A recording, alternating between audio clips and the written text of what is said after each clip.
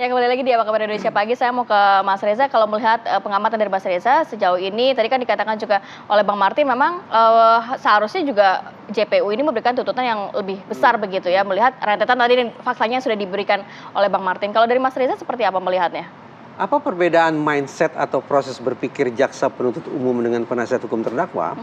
Dalam sudut pandang psikologi, jaksa penuntut umum hampir bisa dipastikan memakai mindset atribusi internal. Artinya, ketika seorang melakukan kejahatan, dalam hal ini adalah pembunuhan berencana, jaksa harus meyakinkan dirinya dan meyakinkan majelis hakim, termasuk meyakinkan TV One ini, bahwa si pelaku itu melancarkan tindakan bejatnya semata-mata karena dirinya sendiri, karena faktor internalnya. Jadi bukan faktor karena situasi, faktor eksternal, orang lain, keterdesakan, tekanan, segala macam itu tanda petik dikesampingkan. Jadi relasi kekuasaan yang selama ini muncul di pengadilan gitu, itu persidangan? cenderung dikesampingkan. Pokoknya pelaku berbuat jahat karena faktor internalnya. Kenapa mindset itu yang harus dibangun di kepala jaksa? Karena jaksa punya misi untuk memberatkan sanksi. Jangan sampai kemudian terdakwa divonis tidak bersalah. Karena kalau terdakwa divonis tidak bersalah, ya kalah dong jaksa, kalah dong kepolisian. Karena sudah tanda petik kerja mereka tidak begitu bagus sehingga vonisnya adalah tidak bersalah. Jadi agar kemudian target kerja mereka tercapai, mereka mendapatkan nilai positif dari atasan dan juga dari masyarakat luas, maka mereka harus bisa upayakan vonis bersalah. Vonis bersalah akan mantap sekali lagi kalau jaksa bisa meyakinkan majelis hakim bahwa terdakwa melakukan perbuatan jahatnya karena dirinya, bukan karena faktor situasi. Atribusi internal, itu penjelasannya.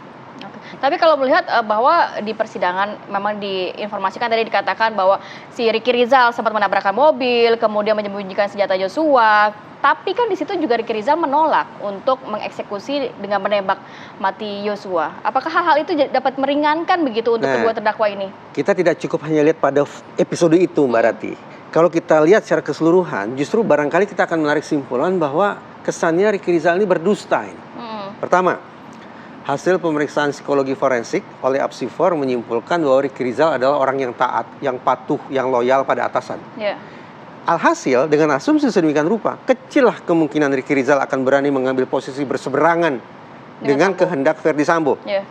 Apalagi di ruang sebelah, ada jenderal, ada AKBP, ada kombes yang sama sekali tidak bisa menahan tuh instruksi dari Verdi Sambo.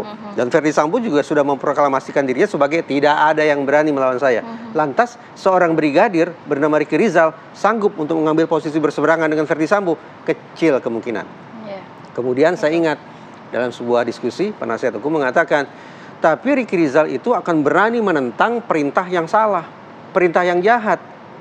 Kesannya bagus ya, tapi saya teringat keterangan saksi yang lain, yaitu Beni Ali, mantan Karoprovos Mabes Polri, yang mengatakan bahwa Ricky Rizal ini kepada penyidik justru mengaku ketika terjadi tanda petik penembakan, aksi tembak-menembak, dia berada di carport. Jadi Ricky Rizal berdusta kepada penyidik. Jadi siapa bilang bahwa Ricky Rizal ternyata berani untuk melawan perintah yang salah? Karena saya yakin bahwa skenario Ricky Rizal seolah-olah berada di garasi atau carport adalah skenario yang dibangun oleh atasannya. Skenario yang salah, skenario yang jahat.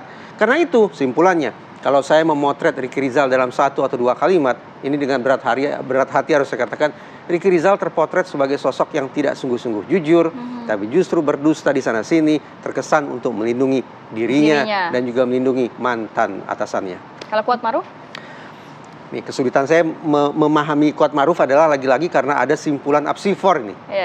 Simpulannya apa? Apsifor menyimpulkan salah satunya adalah Kuat Maruf ini memiliki tingkat kecerdasan di bawah rata-rata. Jadi bisa ringan dong? Jadi jangankan saya nih, jangankan saya. Kuat Maruf sendiri dengan tingkat kecerdasan rata-rata, barangkali tidak sungguh-sungguh kompeten, tidak sungguh-sungguh bisa bertanggung jawab terhadap apa yang dia katakan. Karena sekali lagi, Kadung disimpulkan tingkat kecerdasannya di bawah rata-rata. Nah ini, simpulan semacam ini, apalagi dari lembaga yang legitimate seperti Apsifor, sedikit banyak akan terkesan bisa menjadi kendala bagi jaksa penuntut umum untuk mengajukan tuntutan hukuman seberat-beratnya.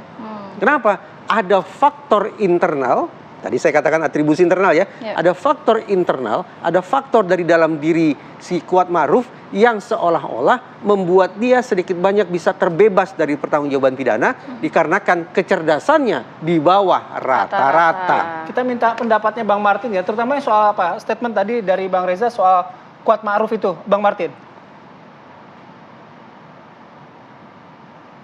dari kehendak dan tujuan ya. Apakah memang Kuat itu memiliki kehendak dan tujuan untuk menghilangkan nyawa Joshua? Saya melihat itu ada peran aktif. Apa peran aktifnya?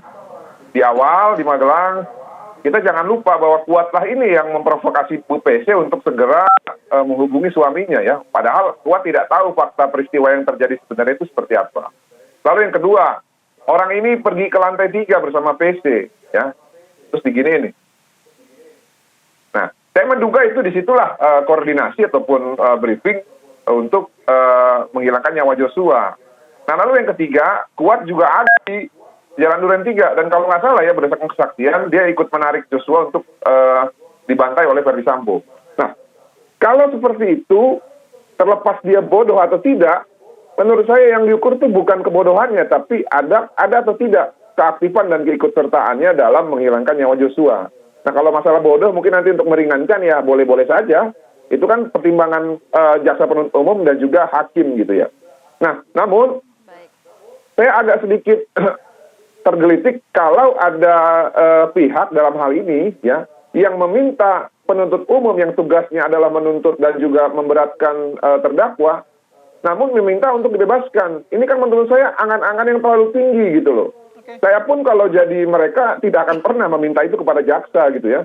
Yang saya akan minta nanti mungkin ke hakim. Karena benar kata Bang Reza, tupoksi ataupun fokus utama dan tujuan utama jaksa itu adalah memberatkan ataupun mempersalahkan orang lain.